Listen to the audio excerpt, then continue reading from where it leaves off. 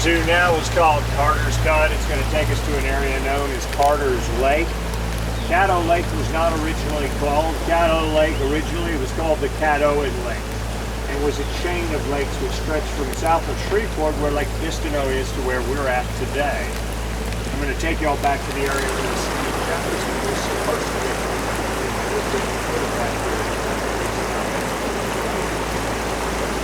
Caddo Lake was a series of lakes that included Vistino, Clear, Falls, Southern, Caddo, Lake Carter. Carter was the last lake in the chain.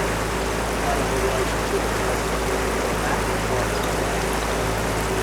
Caddo Lake, named after the Caddo First Indians who called this lake their home for over 1,500 years. Their name literally translated means tough. So they love the tough lake. Caddo Lake is the only natural lake in the state of Texas. It flows from west to east and straddles the state line below Texas, the little place I like to call Lousy. The Texas side is called the Swamp, and the Bayou, the Lousy side is called the Twin Lake. It covers 27,800 acres of normally cool plain, 76,500 acres of water and islands. It runs between 1 mile and has an average depth of 64 feet.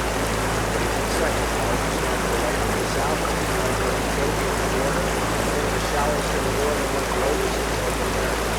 It has a main age of recession of 1.5 million years based on fossil findings.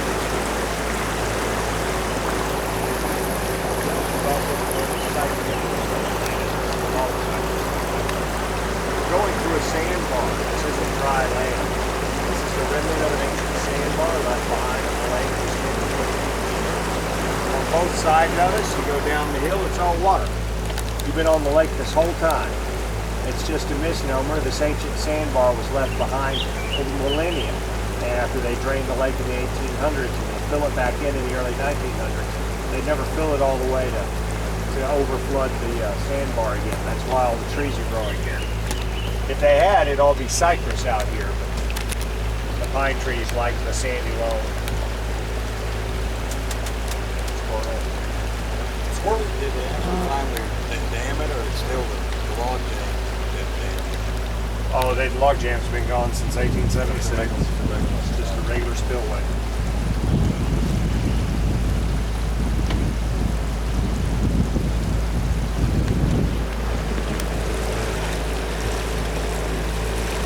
Speed up a little so we can back in the shape.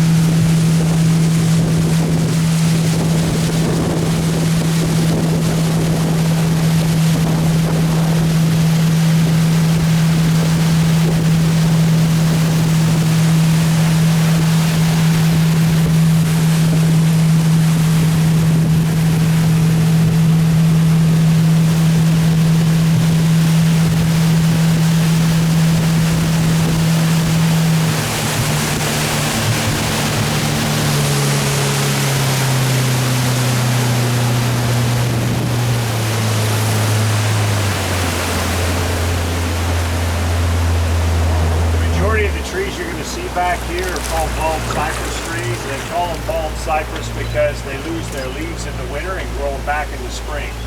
They're the only deciduous cypress in its family. And they're the slowest growing, longest living cypress in the family. They can live for an average age of 3,500 years old. We have some trees that old back in the remote parts of the bayou that the loggers were unable to get to a little over a century ago when they clear cut the lake completely. After cutting all the timber down on the lake, they were able to see across clear water over into Louisiana, so they grew the trees back to improve the view.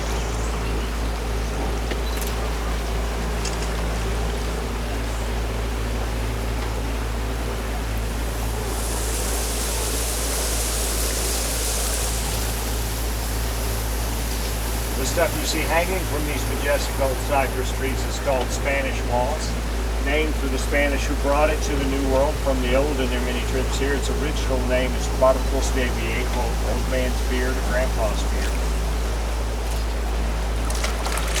It is not a moss at all. It does no harm or damage to the trees. Its closest plant relative is the pineapple. It's from the vermilion family. It gathers all its nutrients from the air.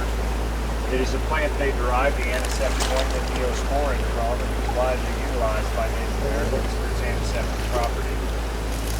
Spanish moss is also the reason we have the largest number of Bigfoot sightings emanating from this lake than anywhere else on planet Earth, along with our high population of alcoholics and dope smokers. Not saying Bigfoot doesn't exist, or a fan of his, but if he did, I think the Cajuns would have a recipe for it. Like Yeti, that's like going